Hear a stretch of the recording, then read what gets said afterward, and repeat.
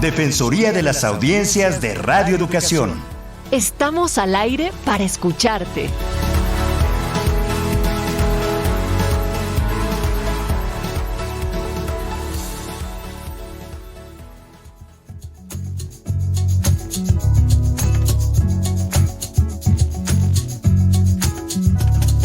Derecho es de la audiencia, tener también propia voz. La radio es cosa de dos. El diálogo está en su esencia, porque oír despierta conciencia y esta busca su expresión. Si en radio o televisión la sintonía nos hermana, no esperemos hasta mañana. Los derechos son acción. ¿Qué tal? Muy buenas tardes. Le damos la más cordial bienvenida a todas las personas que escuchan el programa de la Defensoría de las Audiencias de Radio Educación. Esta es una emisión previamente grabada para su transmisión el 18 de agosto del 2021. Mi nombre es José Ángel Domínguez y me da muchísimo gusto saludar a la maestra Ana Cecilia Terrazas. Ella es la defensora de las audiencias de Radio Educación. Ana Cecilia, ¿cómo te va? Bien, muchas gracias. Y a mí también me da mucho gusto saludarte, José Ángel, como siempre, como todos los miércoles. Pues aquí estamos, los invitamos a ponerse en contacto. Tenemos un correo electrónico que es audienciasre@cultura.gov.mx, Twitter, @audienciasre, y en Facebook, por supuesto, en Defensoría de las Audiencias RE. Y si están interesados en conocer más en torno a estos temas, le invitamos a escuchar, a descargar, a comentar, por supuesto, 9 programas de la serie Introducción a los Derechos de las Audiencias y sus Defensorías en México. De esta forma, podremos remitirle de manera digital una constancia de escucha que lleva el aval de la Cátedra UNESCO, de la AMDA, de la AMARC, de Cultura, Derechos Humanos y, por supuesto, de esta Defensoría. Hay que dirigirse al siguiente correo electrónico que es audienciasre@cultura.gov.mx, y el micrositio en donde se pueden escuchar bajo demanda los capítulos es radioeducación.edu.mx/podcast-medio curso-medio audiencias, y también ahí encontrará la liga para el libro, mi querida Ana C. Exactamente, y a veces hay que decirlo, la tecnología, las plataformas y los micrositios fallan. Entonces, si es así, tengan paciencia, Claro. que es lo único que hay que hacer cuando la banda no es muy ancha como en estos casos en este país. Pero bueno, no estaremos trabajando en ello. Yo quiero aprovechar también para saludar, porque nos debemos a nuestras audiencias, a Ricardo Sánchez, a Daniel Albarrán, a Pablo Abel Medina y decirle a Jorge Baptista López que estamos puestos para recibirlo en este espacio, porque es una audiencia interesada en venir a hablar con nosotros, José Ángel. Entonces espero que nos pueda dar sus datos y decir si está dispuesto a venir a hablar con nosotros. Claro, y ya se agenda, digamos, una reunión, una charla, lo cual siempre es enriquecedor. Bueno, a mí me da muchísimo gusto poder saludar de nueva cuenta a Alejandro Orozco. Él es licenciado en Artes Visuales, egresado de la Escuela Nacional de Artes Plásticas. Allí colabora como tutor, es maestro en teoría crítica, egresado de 17 Instituto de Estudios Críticos, y actualmente realiza el posgrado en estética en el Center for Research for Modern European Philosophy en la Universidad de Kingston, en Londres, Inglaterra. Alejandro Orozco, gracias por tu tiempo. Una vez más, me da muchísimo gusto saludarte. Buenas tardes, José Ángel, Ana Cecilia, gracias por la invitación y aquí estamos nuevamente. El tema es la cultura, Ana C., y la cultura ha definido, por ejemplo, la estación en la que trabajamos de manera clarísima a lo largo de la historia, por ejemplo, ¿no? Exacto, y por eso me gusta mucho volver a escuchar a Alejandro Orozco, no solo a mí, sino a todas las audiencias que solicitaron su presencia de nuevo, porque estamos además en pleno corazón del verano, y en pleno corazón del verano, un verano atípico, como han sido estos últimos tiempos, porque por un lado hay COVID, por otro lado hay miedo, por otro lado hay hartazgo, por otro lado no hay dinero, por otro lado sigue la vida y siguen las posibilidades de acercarnos a la cultura. Decíamos la vez pasada, sobre todo también lo precisaba Alejandro, que los derechos de las audiencias y los derechos a la cultura o acceso a la cultura y al arte se conectan desde varios puntos, pero sobre todo desde la parte en la que son dialogantes y que podemos hacernos como audiencias más participativas y como audiencias del arte y la cultura también más participativas. Entonces, a partir de ahí, quedaron muchas cosas pendientes, aunque no pareciera, y entre otras queríamos repasar y consultar y aprovechar como si fuera Alejandro Orozco una cartelera única, exclusiva, crítica y dialogante. ¿Qué nos recomendarías si estamos en la casa, si todavía tenemos un margencito de tener a los niños encerrados, porque de aquí al 30 de agosto, qué recomendarías a los adultos mayores, a las personas en general, en términos muy generales, que pudieran ver, escuchar, oír y además, cómo debemos hacerlo para hacer audiencias más participativas? Claro, Ana Cecilia. Sí, es una pregunta pues muy interesante para el momento en el que estamos viviendo, pues actualmente en México, en el mundo. Esto es porque si de por sí, digamos, el acceso a la cultura, el acceso a a la distinta oferta cultural, oferta artística, pues ya se presenta en sí como un abanico muy extenso, donde muchas veces podemos estar desorientados, pues ahora todavía parece más complejo, pero no hay que perder la brújula ahí y hay que orientarnos bien porque la mayoría de las instituciones culturales, los museos, los foros, los teatros, etcétera, pues han podido mover buena parte de su oferta cultural a los medios electrónicos. Esperamos que esto pues no sea permanente, pero sea sí también una manera alterna de acceder. Yo lo que pensaba siempre, para este momento hay que regresar como a una vieja práctica, quizá ya no tan común, pero este tema de hojear la cartelera, ¿no? Hay que ponernos a hojear como en el pasado hojeábamos el periódico buscando las funciones de cine, buscando la novedad. Bueno, en este caso también hay que ponernos a hojear, hay que buscar qué es lo que nos puede llamar la atención. Y esto lo podemos ver en muchos sentidos, lo podemos encontrar en distintas carteleras como la cartelera de la Secretaría de Cultura, una de mis favoritas, la cartelera cultural de la UNAM, y la de muy distintos recintos donde podemos ver casi siempre una entrada, un título, una imagen, un tipo de espectáculo que nos puede llamar la atención. Hay que estar curiosos a eso, Ana Cecilia, y creo que el principio de tener este acercamiento es, vamos a abrir esa margen de posibilidades para encontrar algo en la cultura, en la cartera cultural que nos atraiga.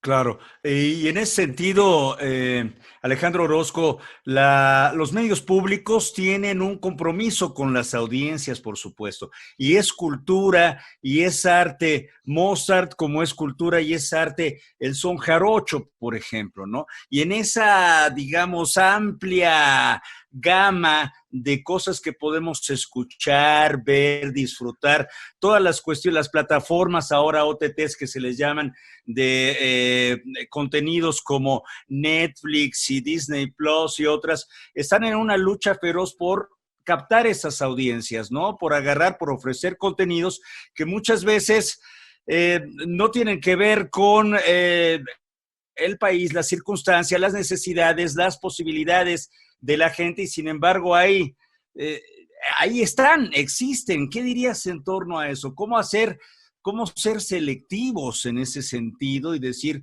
esto vale la pena más que se puede? La cultura es tan amplia que me pregunto, ¿se puede? No podemos consumir tampoco todo lo que hay en las redes, ¿no? ¿Qué dices? Claro. Hay un riesgo latente definitivamente en una sobresaturación de posibilidades. Y esta saturación pues corresponde mucho a la época en la que estamos viviendo, ¿no? Una de las principales características es la saturación de imágenes y tiene que ver con una producción intensificada de estos aparentes contenidos. Y digo aparente contenidos porque no necesariamente, hablando de derechos de audiencia, una de las cosas que hemos dicho es contenidos de calidad, ¿no? Significa que esos contenidos tienen ciertas características, no son cualquier contenido. nosotros creo que lo que podemos hacer inspirándonos un poco en la radio pública, en la televisión pública, es ser selectivos, pero para ser selectivos hay que observar, o sea, hay que involucrarse, hay que contrastar, hay que poder valorar la calidad de uno y otro contenido. Creo que tradicionalmente, y lo sabemos en buena medida, pues la industria cultural más allegada a Hollywood, más allegada a la cultura de masas, pues nos ha de algún modo aleccionado, nos ha un poco mostrado cómo debemos de ver, cómo debemos de acercarnos. Y lo que tenemos que hacer hoy en día es el ejercicio en reversa, ¿no? Es desaleccionarnos, es ver lo que a nosotros nos atraiga, pero como decíamos antes, ver un poco críticamente, entender qué nos están proponiendo, qué nos dice la cultura, qué nos dice el artista, qué es aquello que nosotros podemos rescatar y cómo podemos valorarlo. Entonces, creo que ese es un principio de ser una audiencia participativa, pero también de poder encontrar un eje para diferenciar entre contenidos que sean de calidad y los que son de mero consumo. Oye, y antes de que entre Ana Cecilia, porque ya sé que ahí va con todo, ¿no? Por supuesto, pero en ese sentido, también habría que separar lo que se llama entretenimiento de cultura, la solemnidad. La cultura no tiene que ser aburrida, por otro lado, y parece así un compromiso de decir, a ver, este contenido sí, palomita, este no, tiene que ser divertido también, Alejandro. Perdón, Ana C. Sí, No, no, ya está, yo quiero contestarte. No, es que está muy sabroso y me ha hecho pensar en 20 cosas, ya no sé bien por dónde, pero déjame regresar a ver si no disparo mucho o me salgo de la línea que estabas planteando, José Ángel. En noticias es muy claro, pero para el iniciado, por ejemplo, José Ángel y Alejandro, que detectar un informativo con aparente calidad, por lo menos democrática, está rasurado lo más posible de la opinión personal del conductor o del reportero y te da muchos más datos. Es decir, te da cifras, te da contextos, te da la historia, te da los nombres, te da fuentes fidedignas y se vuelve largo y aburrido. Ojo, que eso es, ¿no? Es increíble porque las noticias, entre más calidad tienen menos así sorpresas sangrantes, pus, llantos, lágrimas, o un sonido de así de la música esta que las fondea y las hace tremendamente, ¿no? ¿Por qué? Porque está explotando el morbo, etcétera. Fíjate la paradoja, o sea, el contenido de calidad de noticias, y lo estoy poniendo nada más como un ejemplo para ver si nos podrías extrapolar a cultura, arte y entretenimiento, que yo después de lo que nos has dicho, lo pondría todo de alguna manera para irlo deconstruyendo, pero por ejemplo, esos son algunos de los puntos para ver si hay calidad en las noticias. Desde luego, si tú ves, no que se estén peleando y arrancando el pelo dos lados opuestos, sino que esté uno colocando una opinión respecto de alguna información, algún especialista o conocedor de la información, y otro con otra postura. Estas son las claves, ¿no? En donde hay equilibrio, en donde más o menos hay veracidad, en donde hay más o menos no ideología del conductor. En términos de arte y cultura, ¿cuáles serían las claves que tú dirías? Bueno, esto es un contenido de calidad. Sí, no, cruza por varios lugares y yo comenzaría por esta distinción que haces entre opinión, que podríamos llamar también perspectiva, y el contenido, digamos, concreto de una emisión, ¿no? En la radio pública, pues tenemos muchos ejemplos de programas que abordan un cierto enfoque de la cultura y que la audiencia puede sentirse más o menos identificado, ¿no? Los demás, como ya has dicho, pueden ser un poco de trucos para generar un mayor o menor interés, pero creo que en esta diversidad es donde puede existir esa posibilidad de relacionarnos con los contenidos. Ahora, pasa algo muy similar con los artistas, ¿no? Podríamos decir, bueno, ¿por qué es que algunas obras, algunas exposiciones, por ejemplo, algunas obras de teatro, algunas películas pueden resultar más o menos atrayentes. Aquí creo que lo interesante tendría que ser la posibilidad de acceder a una multiplicidad de enfoques, de perspectivas, porque finalmente, pues el trabajo del artista tiene que ver con eso, ¿no? Tiene que ver con tomar, pues, las características de su tiempo, de su sensibilidad, de sus signos y volver a presentarlas. Y esa presentación siempre tiene una característica, y esa característica puede variar tanto de artista en artista, de época en época, y es muy interesante ahí decir, bueno, pero ¿por qué dos tipos de expresión artística pueden resultar tan atractivos para la audiencia contemporánea? Y creo que justamente en esa diversidad es donde podemos localizar que nos habla de una cierta manera, que nos llama, nos engancha, nos invita a presenciarlas, ¿no? Claro, y en ese sentido, bueno, hay mucho que hablar y que decir, muchas opiniones al respecto en esa gran diversa definición de la cultura, por ejemplo, ¿no? Pero ahora he visto, por ejemplo, muchos creadores de contenidos mexicanos que pretenden acceder a plataformas internacionales, ¿no? Como Netflix, por ejemplo, ¿no? Sí. Y hay algunas cosas que valen mucho la pena y otras no tanto. Digo, eso es una cuestión de gusto personal, pero que se está orientando a una cuestión como soldados zombies. Los mexicanos estamos entrándole a soldados zombies, por ejemplo, ¿no? Cuando también al mismo tiempo está sucediendo en nuestro país celebraciones, reivindicaciones históricas de la memoria y tal, como estos 500 años que se conmemoraron y hemos reflexionado el pasado 13 de agosto. ¿Qué dirías en ese sentido? Porque contenidos mexicanos, ¿qué podría ser un contenido mexicano? La música, ¿qué es la música mexicana? ¿Qué es las músicas mexicanas, ¿no? Las lenguas indígenas, un país mega diverso, pluricultural, plurilingüista. Está complicado, ¿no? Claro, claro, José Ángel. Fíjate que sí, el tema de folclorizar la cultura y su opuesto, que sería desfolclorizarla, es todo un reto. Fíjate que hay un libro muy interesante de Olivier Debois que se llama El arte de mostrar el arte mexicano, y básicamente en ese libro nos pregunta o nos propone una lectura crítica de la idea de un arte mexicano, ¿no? Así entrecomillado. O sea, ¿qué implica un arte mexicano, ¿no? ¿Cómo se forma esta idea?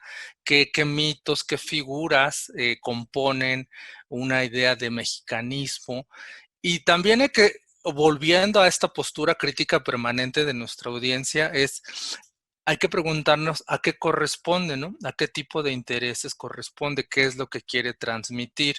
Entonces, evidentemente, la cultura desde el punto de vista de la institución y de las narrativas oficiales, pues producen, ¿no? Producen una línea de lectura de esta idea de cultura mexicana, ¿no? Entonces, de repente se olvida que, como lo habíamos comentado antes, la cultura es un concepto muy amplio, que puede hablar, por ejemplo, únicamente de el pasado mitológico, pero olvida de repente, pues, las características específicas de cada grupo cultural, desde la comida, desde, pues, expresiones muy locales como los festivales, como los mercados. Entonces, todo esto tenemos que darle ese giro como para salir de una idea, de un cliché de cultura mexicana. Yo me acuerdo, mi querido Alejandro Orozco, que hace no tanto tiempo frente a los murales de la SEP, que si alguien puede y si un día se abre, y seguro se va a abrir a revisitarlos, son bastante interesantes, me decía un joven amigo, pues en realidad el origen del folclore, o de este folclore que ahora tenemos, pues está en esos murales, o sea, en los años 40, ¿no? De muchas maneras. Antes no había esta cosa, ni el Día de Muertos, ni las velas, ni una serie de de cosas que nosotros pensaríamos que están como clavadas en la esencia de la mexicanidad y que han sido una transformación justamente ahí de lo que tú decías, de una historia oficial que fue muy impactante, que se esforzó mucho por hacer una imagen de nuestra cultura y de lo que éramos y por hallar una identidad en ese sentido de esos colores con Frida y Diego a la cabeza, etcétera, ¿no? O que lo fue tomando. Y ahora que recién acaba de pasar el 13 de agosto, con toda su diversidad y complejidad, pues también nos replanteamos qué es eso de cultura. José Ángel trae una bronca ahí con Netflix que quisiera aprovechar, o no una bronca, sino hay un gusto, pero si no es en términos de derechos de audiencias, de las audiencias del mundo y las audiencias mexicanas y las personas, y lo que había dicho Alejandro insistentemente la vez pasada, tenemos que ir y venir, de construir y criticar, tener esta relación como de veras de conversación, pero con una cultura, bueno, ni siquiera con una cultura, con las huellas que vamos dejando los seres humanos, ¿no? Con las huellas, porque no es que pueda yo decir, ni nunca se podrá definir lo que es la cultura, sí, pero con las huellas que se van dejando en estos terrenos que decimos que sean cultura, sin poder decir que eso es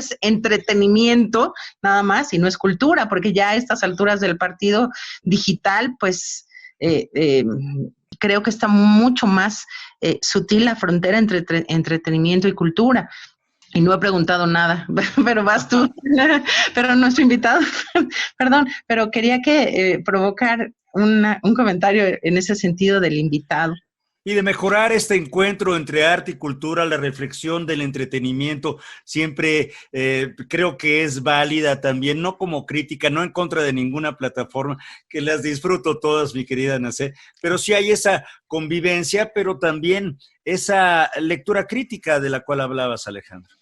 Sí, totalmente. Entre líneas leo, claro que hay siempre una tensión cuando hablamos de arte y cultura, y está bien, es necesario que exista esta polémica, esta tensión alrededor de qué es la cultura, qué es esta idea de la alta cultura, de la baja cultura, de la artesanía, qué es esta relación con el entretenimiento, e incluso con algún tipo de entretenimiento que de repente nos puede sorprender, ¿no? Que nos atraviesa una idea.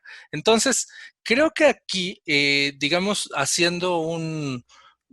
uniendo un poco todas estas ideas, tenemos que pensar en un sentido bien amplio del concepto de cultura y también pensar que no hay una definición que corresponda de manera unitaria ni a lo que es cultura ni a lo que es arte. Hoy podemos hablar, por ejemplo, de prácticas artísticas y que estas prácticas artísticas pues corresponden a una cantidad enorme de posibilidades de expresión donde pues las disciplinas ya están rebasadas, se atraviesan, cambian, y los públicos que se están formando para estas expresiones que están en constante cambio, también están modificándose, son nuevas audiencias. Entonces yo creo que tenemos que estar ahí muy al tanto de cómo se mueven, cómo se comunican, cómo establecen esa comunicación con nosotros estas audiencias y de algún modo cómo regresamos hacia ellos para presentar pues algo que singularice un poco su experiencia sensitiva, su experiencia simbólica, poética, etcétera, que no sea únicamente consumo y entretenimiento en ese sentido, que como dice José Ángel, de eso, fíjate que hay bastante, ¿no? Claro. Democratización de la cultura, la práctica de la cultura también, ¿no? El ejercer, yo creo que con estas oportunidades de comunicación contemporáneas se ha de alguna manera democratizado y todos podemos sacar nuestros contenidos, ofrecerlos, intercambiarlos, reflexionar en torno a ellos. Y siempre habrá, por supuesto, los profesionales, los artistas, los que sepan hacer las cosas de una manera que es extraordinaria y maravillosa para todos y muy importante. Y eso, ojalá hacia allá se dirigieran los medios públicos, mi querida Ana Cecilia Terrazas. Pues, ¿hacia dónde se van a dirigir, mi querido José Ángel? Porque está muy complicado la dirección, ¿no? De todos. Más bien cada uno, y aquí aprovecho para decir, cada uno tiene, tú dijiste muy bien, Radio Educación ha sido emblemáticamente una emisora que se dedica a rescatar, digamos, el México profundo, ¿no? Y el México crítico. Déjame esbozarlo así de manera general, con conductores, locutores, programas y contenidos que, si acaso, no, por lo menos no son de tan fácil acceso o no lo son siempre, ¿no? O eso es la intención o esa es la pretensión de muchos de los productores.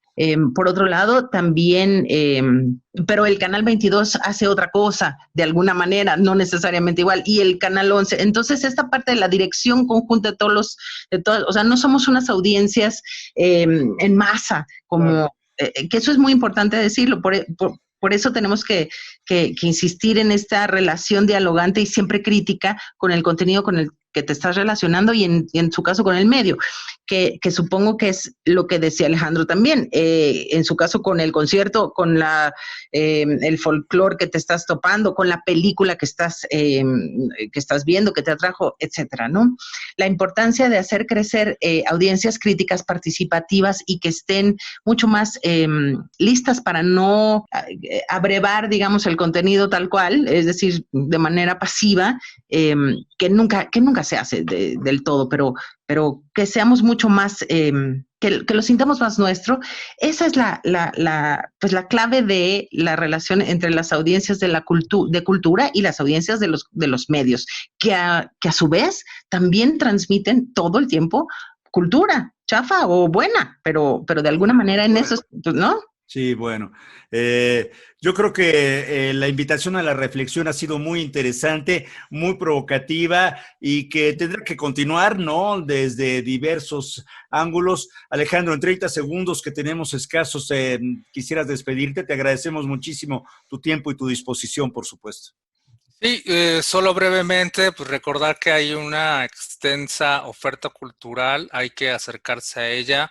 Hoy hay varios eventos en línea, pero muy interesantes, por ahí en Casa del Lago, en Museo del Chopo, en CENART. Creo que es importante acercarse, participar, ver, escuchar todo lo que podamos y formarnos por ahí un criterio interesante, diverso, crítico sobre lo que nos ofrece el arte y la cultura en México. Muchísimas gracias. No, y aprovecho, perdóname, José, si me das un segundín, y ahora que estamos en pandemia y que no está tan fácil la movilización, no sé si coincidas conmigo, Alejandro, que se puede entrar a museos de todos los lugares del mundo, ya son las arqueológicas, ¿verdad? Entonces, claro, si alguien quiere que sí lo haga, pues que se atreva. Así es. Es un desafío y vale la pena, va a ser divertido. Gracias, Alejandro Orozco, por tu tiempo, tu disposición. Gracias, Ana Cecilia, y a todas las personas que nos escucharon. Los invitamos a seguir en sintonía con Radio Educación y, por supuesto, con la Defensoría de las Audiencias de esta emisora. Hasta muy pronto. El derecho es saber y elegir. El radioeléctrico espacio de todos es y para todos. Se puede decir de mil modos. Hablemos de nuestros derechos y ahora nos toca a todos que pasen del dicho al hecho. Motivo de mi cadencia, los derechos de las audiencias y de la Defensoría. Hacerlos valer cada día, motivo de mi cadencia, los derechos de las audiencias y de la Defensoría. Hacerlos valer cada día, motivo de mi cadencia, los derechos de las audiencias y de la Defensoría. Hacerlos valer cada día.